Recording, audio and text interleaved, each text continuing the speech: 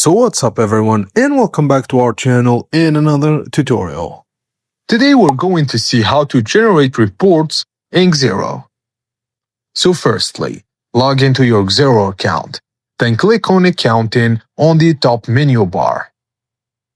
Select Reports from the drop-down list, and then browse the report categories or use the search filter in the top right corner to find your desired report.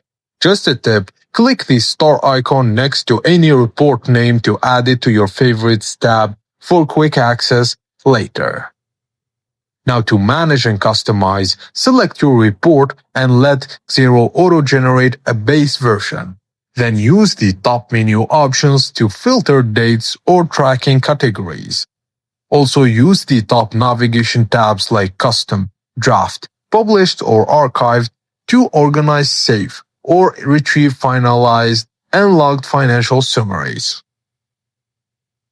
And that's it guys, as simple as that. Thank you for watching, and please don't forget to like the video and subscribe to our channel for more tips and tricks like this. And drop a comment down below letting us know what to cover next. And I will see you on the next video.